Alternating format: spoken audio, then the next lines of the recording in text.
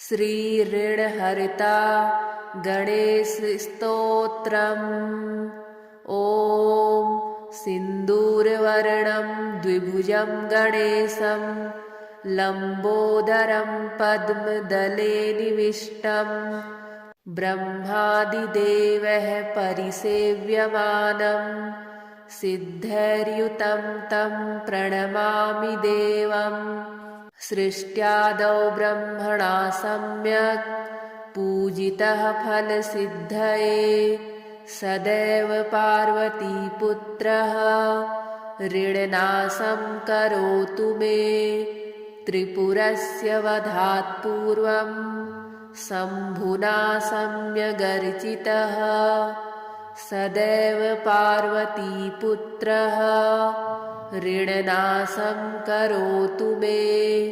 हिरण्यकश्यपवादीनां वधार्थे विष्णुनार्चितः सदैव पार्वतीपुत्रः ऋणनाशं करोतु मे। महिषस्य वधे देव्या गणनाथः प्रपूजितः सदैव पार्वतीपुत्रः ऋणनाशं करोतु मे। तारकस्य वधात् पूर्वं कुमारेण प्रपूजितः सदैव पार्वतीपुत्रः ऋणनाशं करोतु मे। भास्करेण गणेशो हि पूजितश्छविसिद्धये सदैव पार्वतीपुत्रः ऋणनाशं करोतु मे। शशिना कान्तिवृद्ध्यर्थं पूजितो गणनायकः सदैव पार्वतीपुत्रः ऋणनाशं करोतु मे। पालनाय च तपसां विश्वामित्रेण पूजितः सदैव पार्वतीपुत्रः ऋणनाशं करोतु मे। इदं ऋणहरस्तोत्रं तीव्रदारिद्र्यनाशनम् एकवारं पठे नित्यं वर्षमेकं समाहितः दारिद्र्यं दारुणं त्यक्त्वा कुबेरसमतां व्रजेत्। ॐ सिन्दूरवर्णं द्विभुजं गणेशं लम्बोदरं पद्मदले निविष्टं ब्रह्मादिदेवः परिसेव्यमानं सिद्धैर्युतं तं प्रणमामि देवम्। सृष्ट्यादौ ब्रह्मणा सम्यक् पूजितः फलसिद्धये सदैव पार्वतीपुत्रः ऋणनाशं करोतु मे। त्रिपुरस्य वधात् पूर्वं शम्भुना सम्यगर्चितः सदैव पार्वतीपुत्रः ऋणनाशं करोतु मे। हिरण्यकश्यपवादीनां वधार्थे विष्णुनार्चितः सदैव पार्वतीपुत्रः ऋणनाशं करोतु मे। महिषस्य वधे देव्या गणनाथः प्रपूजितः सदैव पार्वतीपुत्रः ऋणनाशं करोतु मे। तारकस्य वधात् पूर्वं कुमारेण प्रपूजितः सदैव पार्वतीपुत्रः ऋणनाशं करोतु मे। भास्करेण गणेशो हि पूजितश्छविसिद्धये सदैव पार्वतीपुत्रः ऋणनाशं करोतु मे। शशिना कान्तिवृद्ध्यर्थं पूजितो गणनायकः सदैव पार्वतीपुत्रः ऋणनाशं करोतु मे। पालनाय च तपसां विश्वामित्रेण पूजितः सदैव पार्वतीपुत्रः ऋणनाशं करोतु मे। इदं ऋणहरस्तोत्रं तीव्रदारिद्र्यनाशनम् एकवारं पठे नित्यं वर्षमेकं समाहितः दारिद्र्यं दारुणं त्यक्त्वा कुबेरसमतां व्रजेत्। ॐ सिन्दूरवर्णं द्विभुजं गणेशं लम्बोदरं पद्मदले निविष्टं ब्रह्मादिदेवः परिसेव्यमानं सिद्धैर्युतं तं प्रणमामि देवं। सृष्ट्यादौ ब्रह्मणा सम्यक् पूजितः फलसिद्धये सदैव पार्वतीपुत्रः ऋणनाशं करोतु मे। त्रिपुरस्य वधात् पूर्वं शम्भुना सम्यगर्चितः सदैव पार्वतीपुत्रः ऋणनाशं करोतु मे। हिरण्यकश्यपवादीनां वधार्थे विष्णुनार्चितः सदैव पार्वतीपुत्रः ऋणनाशं करोतु मे। महिषस्य वधे देव्या गणनाथः प्रपूजितः सदैव पार्वतीपुत्रः ऋणनाशं करोतु मे। तारकस्य वधात् पूर्वं कुमारेण प्रपूजितः सदैव पार्वतीपुत्रः ऋणनाशं करोतु मे। भास्करेण गणेशो हि पूजितश्छविसिद्धये सदैव पार्वतीपुत्रः ऋणनाशं करोतु मे। शशिना कान्तिवृद्ध्यर्थं पूजितो गणनायकः सदैव पार्वतीपुत्रः ऋणनाशं करोतु मे। पालनाय च तपसां विश्वामित्रेण पूजितः सदैव पार्वतीपुत्रः ऋणनाशं करोतु मे। इदं ऋणहरस्तोत्रं तीव्रदारिद्र्यनाशनम् एकवारं पठे नित्यं वर्षमेकं समाहितः दारिद्र्यं दारुणं त्यक्त्वा कुबेरसमतां व्रजेत्। ॐ सिन्दूरवर्णं द्विभुजं गणेशं लम्बोदरं पद्मदले निविष्टं ब्रह्मादिदेवः परिसेव्यमानं सिद्धैर्युतं तं प्रणमामि देवं। सृष्ट्यादौ ब्रह्मणा सम्यक् पूजितः फलसिद्धये सदैव पार्वतीपुत्रः ऋणनाशं करोतु मे। त्रिपुरस्य वधात् पूर्वं शम्भुना सम्यगर्चितः सदैव पार्वतीपुत्रः ऋणनाशं करोतु मे। हिरण्यकश्यपवादीनां वधार्थे विष्णुनार्चितः सदैव पार्वतीपुत्रः ऋणनाशं करोतु मे। महिषस्य वधे देव्या गणनाथः प्रपूजितः सदैव पार्वतीपुत्रः ऋणनाशं करोतु मे। तारकस्य वधात् पूर्वं कुमारेण प्रपूजितः सदैव पार्वतीपुत्रः ऋणनाशं करोतु मे भास्करेण गणेशो हि पूजितश्छविसिद्धये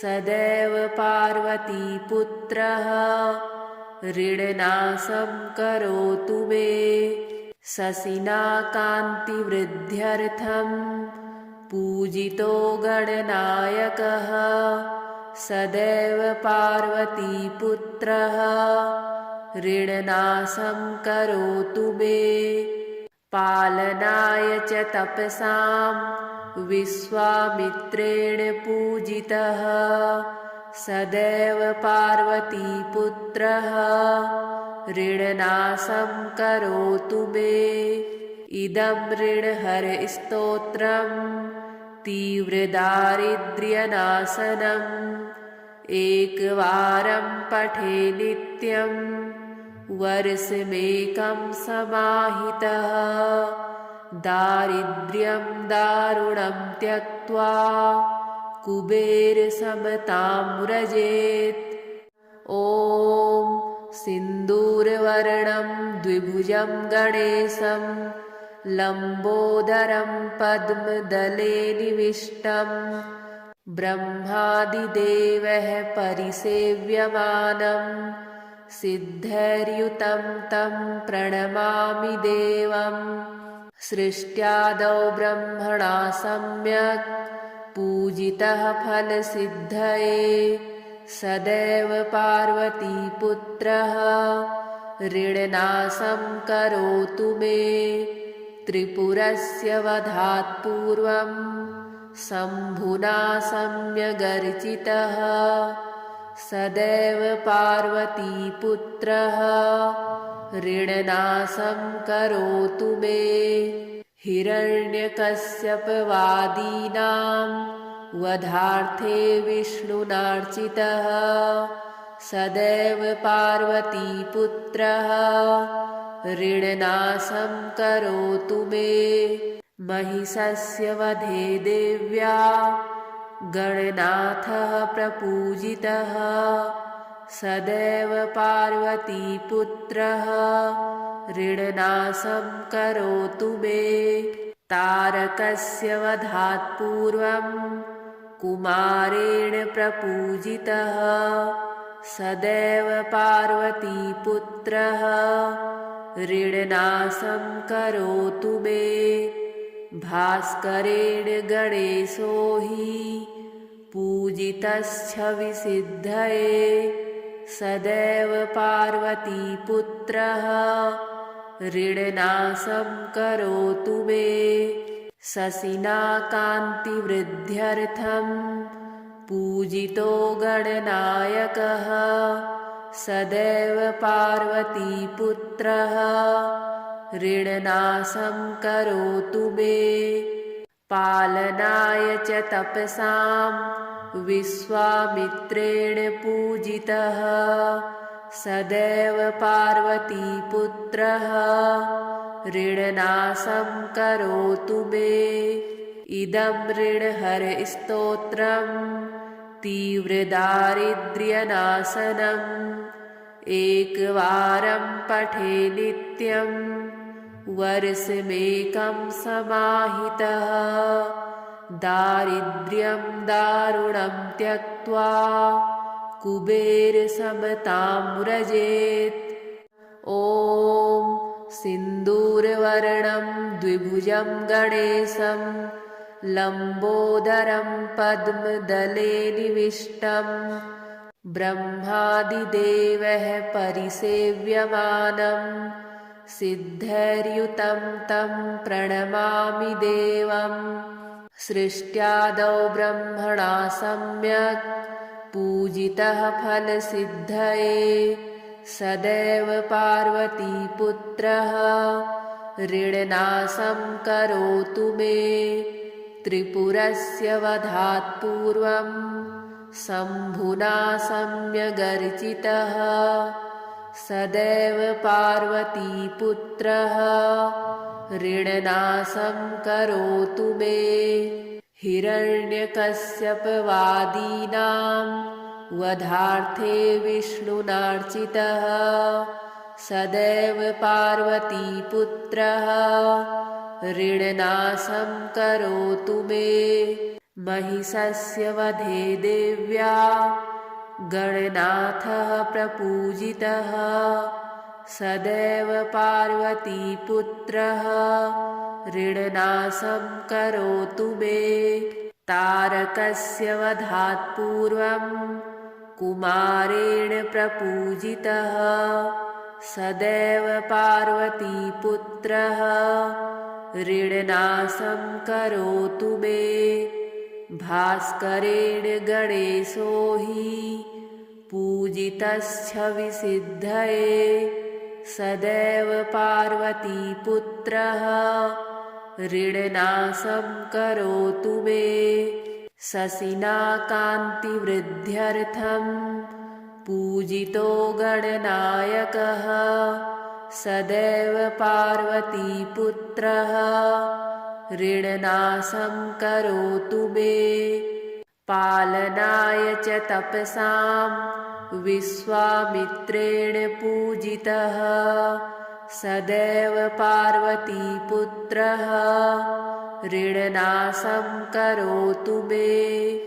इदं ऋणहरस्तोत्रं तीव्रदारिद्र्यनाशनम् एकवारं पठे नित्यं वर्षमेकं समाहितः दारिद्र्यं दारुणं त्यक्त्वा कुबेरसमतां व्रजेत्।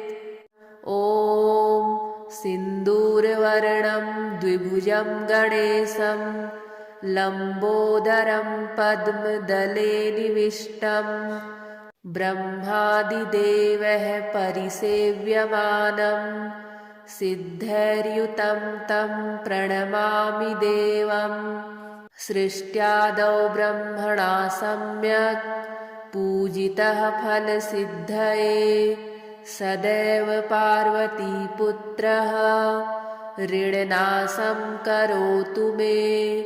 त्रिपुरस्य वधात् पूर्वं शम्भुना सम्यगर्चितः सदैव पार्वतीपुत्रः ऋणनाशं करोतु मे।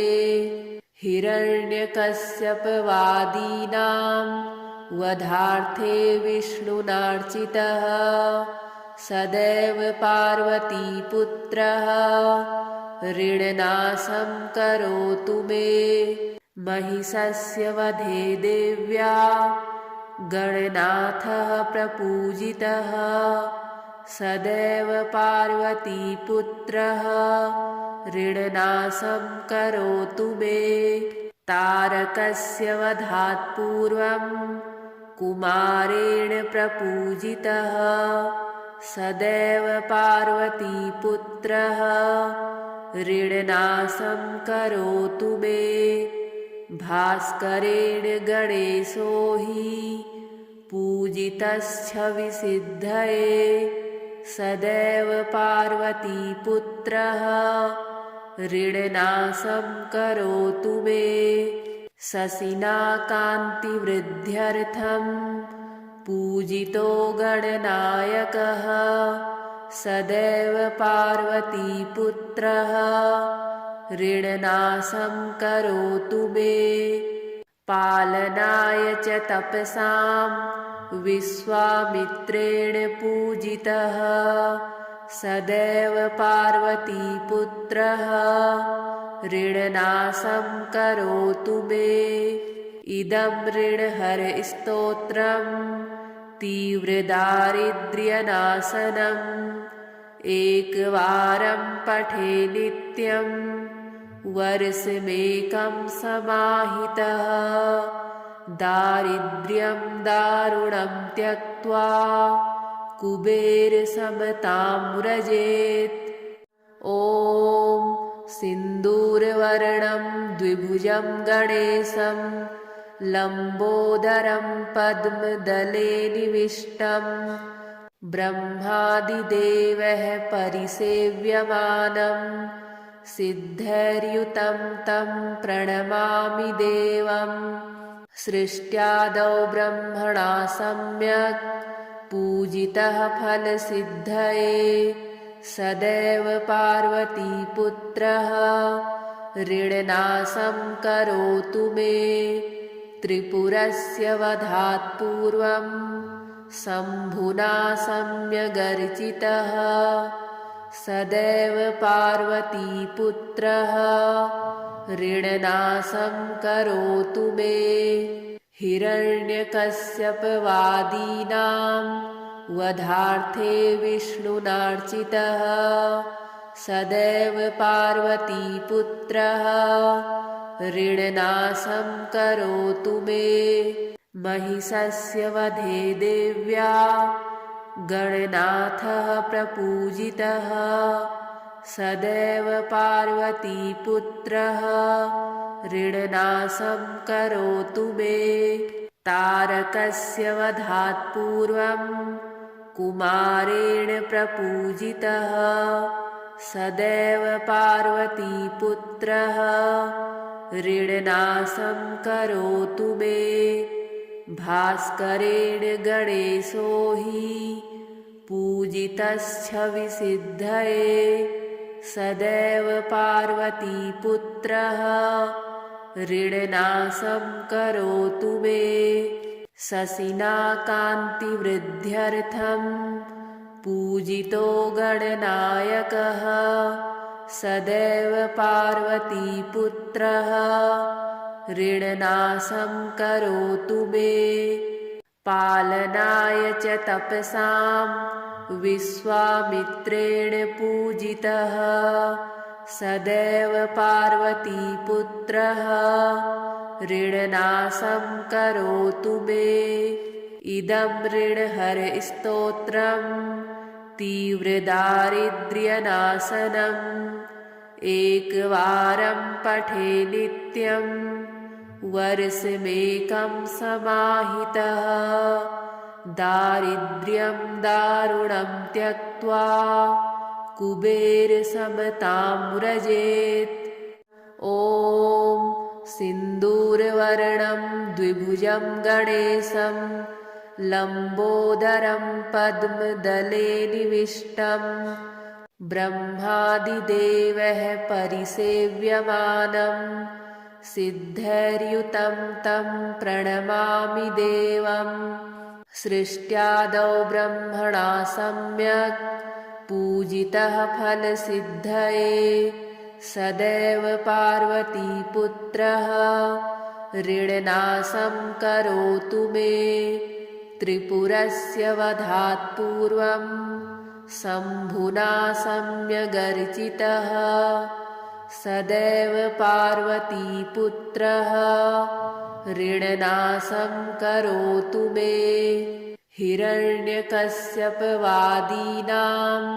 वधार्थे विष्णुनार्चितः सदैव पार्वतीपुत्रः ऋणनाशं करोतु मे महिषस्य वधे देव्या गणनाथः प्रपूजितः सदैव पार्वतीपुत्रः ऋणनाशं करोतु मे तारकस्य वधात् पूर्वं कुमारेण प्रपूजितः सदैव पार्वतीपुत्रः ऋणनाशं करोतु मे भास्करेण गणेशो हि पूजितश्छविसिद्धये सदैव पार्वतीपुत्रः ऋणनाशं करोतु मे शशिना कान्तिवृद्ध्यर्थं पूजितो गणनायकः सदैव पार्वतीपुत्रः ऋणनाशं करोतु मे पालनाय च तपसां विश्वामित्रेण पूजितः सदैव पार्वतीपुत्रः ऋणनाशं करोतु मे इदं ऋणहरस्तोत्रम् तीव्रदारिद्र्यनाशनम् एकवारं पठे नित्यं वर्षमेकं समाहितः दारिद्र्यं दारुणं त्यक्त्वा कुबेरसमतां व्रजेत्। ॐ सिन्दूरवर्णं द्विभुजं गणेशं लम्बोदरं पद्मदले निविष्टं ब्रह्मादिदेवः परिसेव्यमानं सिद्धैर्युतं तं प्रणमामि देवम्। सृष्ट्यादौ ब्रह्मणा सम्यक् पूजितः फलसिद्धये सदैव पार्वतीपुत्रः ऋणनाशं करोतु मे। त्रिपुरस्य वधात् पूर्वं शम्भुना सम्यगर्चितः सदैव पार्वतीपुत्रः ऋणनाशं करोतु मे। हिरण्यकश्यपवादीनां वधार्थे विष्णुनार्चितः सदैव पार्वतीपुत्रः ऋणनाशं करोतु मे। महिषस्य वधे देव्या गणनाथः प्रपूजितः सदैव पार्वतीपुत्रः ऋणनाशं करोतु मे।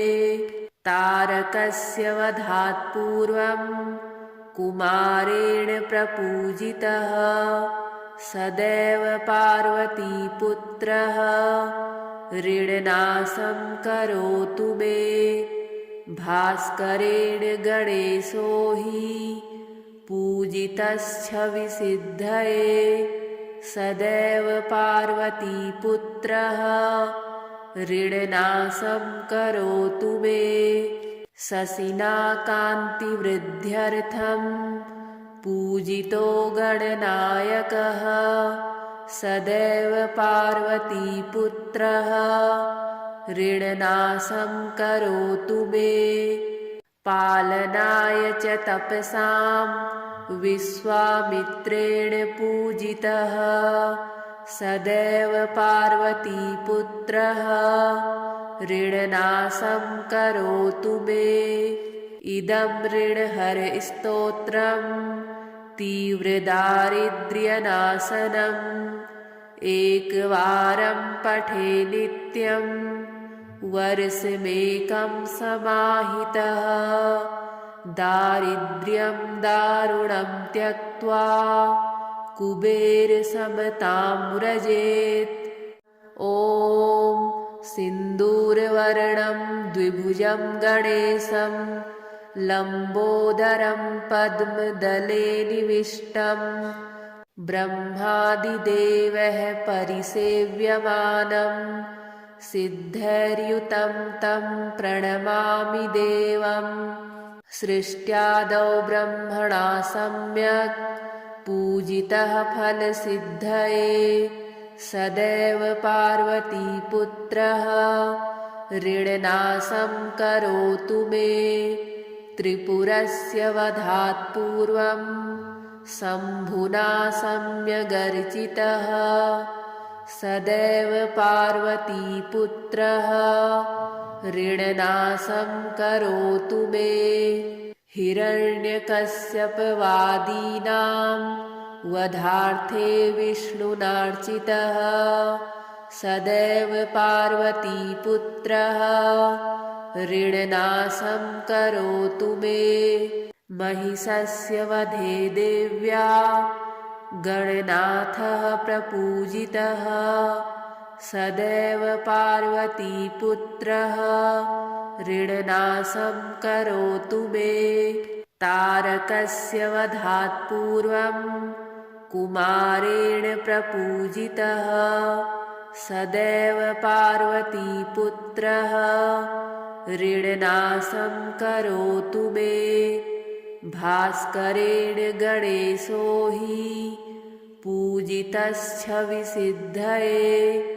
सदैव पार्वतीपुत्रः ऋणनाशं करोतु मे। शशिना कान्तिवृद्ध्यर्थं पूजितो गणनायकः सदैव पार्वतीपुत्रः ऋणनाशं करोतु मे। पालनाय च तपसां विश्वामित्रेण पूजितः सदैव पार्वतीपुत्रः ऋणनाशं करोतु मे। इदं ऋणहरस्तोत्रं तीव्रदारिद्र्यनाशनम् एकवारं पठे नित्यं वर्षमेकं समाहितः दारिद्र्यं दारुणं त्यक्त्वा कुबेरसमतां व्रजेत्।